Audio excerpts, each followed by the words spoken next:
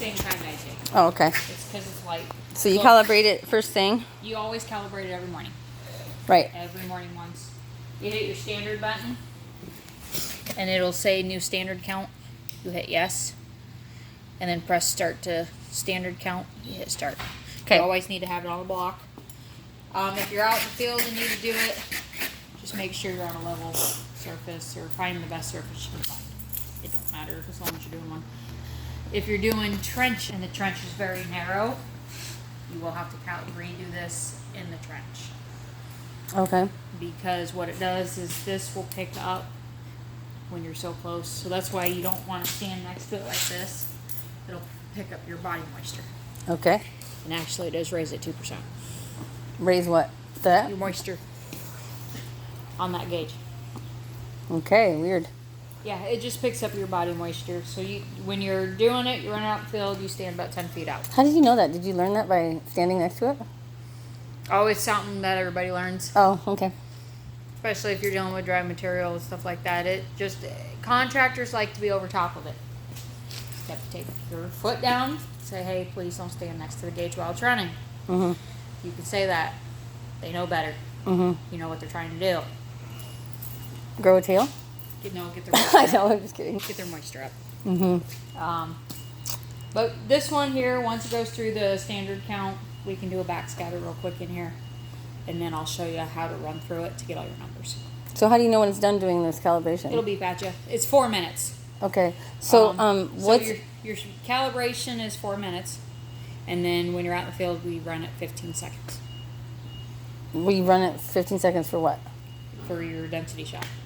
Okay. So it's just a 15 second So when you're taking shot. the test? Yep, taking your test, Okay. 15 seconds. So, what's the backscatter exactly? What does that do? The backscatter is just so that we test that on rock.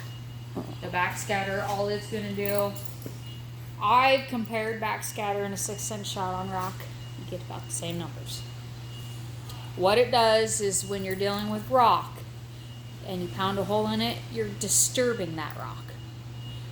You disturb fines, especially if it's like a roadstone. You're putting a hole in rock that shouldn't have anything in it. So you're just disturbing it and making more voids than what needs to be. So we don't want to do that. Yeah, we usually don't like to, but you don't argue with the contractor. Why would the contractor want you to do that? Poke a hole in it? Yeah. Now, I have to out there at the airfield, or out at the airport, because that's what Terracon does. That's what either the contractor wants, or that's what the engineer wants. But why would they want that? Because they don't believe in backscatter. Oh. There is contractors out there that don't believe in the backscatter. Even though it Most proves. of the time it's not engineer, but it's the inspectors. Okay. So, I always ask when it comes to rock now, because it can go both ways. I say, hey, can I just backscatter? We typically do it on rock. Or do you want to poke a hole in it? And they're like, oh, backscatter's fine.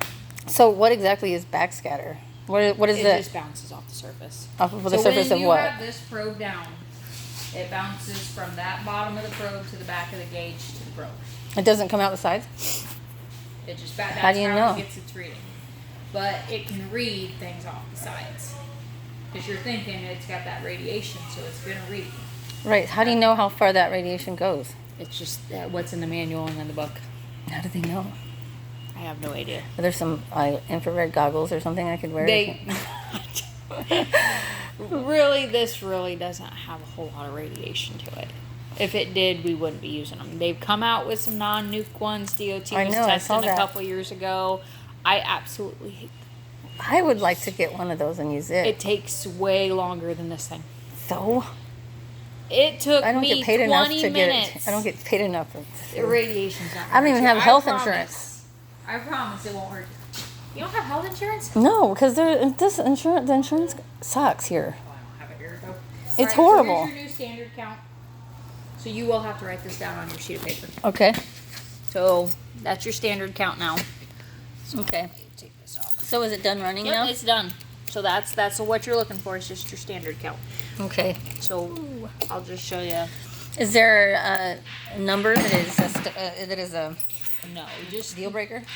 No. Nope, you just Okay. take that once a day.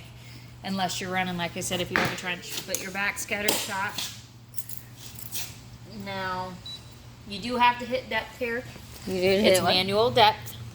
So when you go to depth, you hit whatever you're at. We're at backscatter. And then you hit start. So Oh, with nope. Sorry, my bad. Okay, let me rephrase. After you take your standard count, you need to change your time back. time, to 15 seconds. Yeah, to 15 Okay. seconds. Gotcha. And then you can hit your depth, whatever depth you're at, and then you hit start. So And then it you runs. use the arrows to go up and down the numbers to yep, say so say one- like 3 feet or 1 foot. Yep. Okay. We only go 12 inches. That's the farthest we can go. You don't, as far as down in the hole. Down in the hole. 12 So- inches is max. You don't do a 3 foot depth. We do as long as they're at a -3. Right. But that's there's what I meant. nothing we That's can what I do. meant. Yeah. So when you're talking about depth on there, what Depth on here is that we are testing every foot of material that they put in. Unless it's pipe crew, then it's every 2 foot that they put in. So when you're setting the depth on here, you're talking about what depth? Like from where to where? Here. So backscatter. Okay. But you're not 2, talking about 4, elevation. No. Okay. Elevation you get from that. All right. So you don't have to put No, that in there. no. Gotcha. So okay. so your wet densities. So here's your wet density that you have to, and it's WD. Yeah. That's wet density. Your dry density is DD. You want to write that down. Your moisture, you want percent moisture, which is down here. Okay. Okay. And you don't care about that. You don't care about that. And then you need your M count and your D count. Okay. Your M count is moisture count, and your D is density count. Okay. And also, you'll have to write that on the paper. Are those different numbers than the first ones? Yep. Okay. So these ones you write for each shot you take. Okay. Your standard count you write up on the top of the sheet that Okay. says what your. This is just your standard counts Okay. to run with all day. All right. So, but those are all the numbers. But basically, once you run your shot, just run it. That, and you're done. So how do you know if they pass? You look at your proctor. What if there isn't one? There isn't one. If there isn't one, you tell them that, hey, sorry, I can't tell you if you pass or fail because we don't have proctor done. So is there a way I can tell them approximately if I think it'll pass or not? Usually, you're looking for. Depends how wet it is out there. It's gonna be wet. But you're gonna look for that if all your moisture for the shots you take are about the same and your densities are coming up the same. That's Or what you want relatively to close. pass. That's what you want to look for, but you just still stick with hey, because Yeah. it's tricked me before to where I think it passes, everything's coming, it's consistent, and it all freaking fails. So how that when you say the numbers are close, how close are close compared to not close? Within a couple pounds. Okay. So like this number here, your dry density, you're comparing your dry density. That is the number that's what our proctors run off of, which is our max density. That's what you're looking for. So concrete usually stays between 137, 139. So this is for concrete. For a backscatter, that's pretty good. Okay. But you're looking, so if I did this here and I move around, you're looking to where it should stay 137, 136, 138. You know, roughly within those 3 pounds. You don't want to go too much more because you're looking for 95% of your density, typically. 95, and you can be a 5. Basically, say you're looking for 140, which is what your proctor is. Well, you're at 137.6. So he's at 97%. So he's good. So he'd be good. So does it matter what they're going to be using the soil for? Yes. So as far as to take into consideration if they pass fail.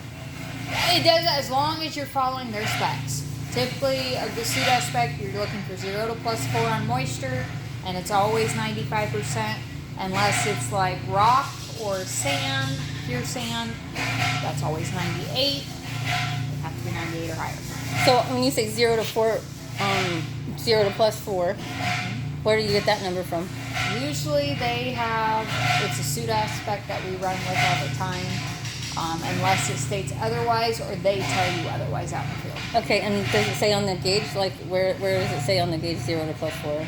It doesn't. You just write the moisture down and you compare it with the crop you have. Okay, and the difference? Yep. Okay. So that's the difference that you have. So say you're looking for, what's this moisture?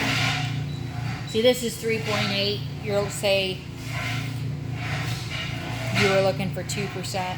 They're okay. They're over. They're 1.8 over. How do you figure it out? How do you figure that out?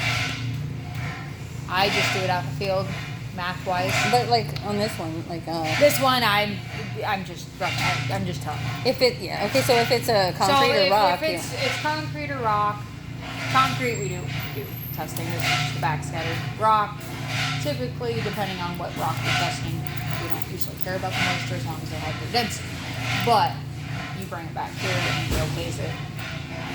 Rock, they have to add moisture to get it to pass, but the moisture is not going to stay in the rock.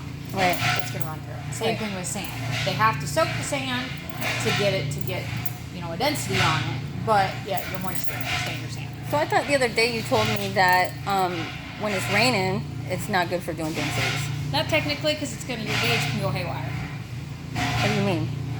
If it's pouring out, I don't like to get the gauge out, but I will. But you need to bring the gauge back and make sure it goes under the fan. Because moisture builds up in here, and it will get it will throw your gauge out. right. Moisture-wise, it will say that there's 3 to 4% more moisture in it than. Can you recalibrate it? You don't want to get the inside of this gauge wet. That's the typical. When you get moisture on it, it draws it inside and it gets all those connections. Right. Now, what happens with my gauge is my string don't work. Well, what about the readings? If it's like really wet out there, like it's not raining but it's muddy out there. Now, wouldn't that not be a good time to? Usually not, but if they want the test, it's gonna fail. It'll probably fail, right? Yeah. Okay. All right then. Typically, I think that's always good. do 6. I do 8-inch shots if it's soil. Okay, do 6 to 8-inch shot. And then 6 to 8 inch shot. I typically Okay. do 8 to 10 just because that's me. Clint and I'm always do 6. Now DOT, if you're testing along DOT, which you won't, if you're not DOT certified yet, they always do 6 only. So I have to do it 6 to compare to them. But Question. if they're putting You're a just foot thorough. if you're putting a foot in, you might as well test that 8 to 10 to make sure they're not sneaking something underneath that they're not Yeah, supposed some to be mulch. sneaking. Yeah. That or some really nasty material. Right. Okay. So, but Time that's is it? it. So when you go out to the field, hit your on button. And it wasn't off. So what you're going to do is I'll show you. I gotta leave it off for a minute. Okay. Hang on.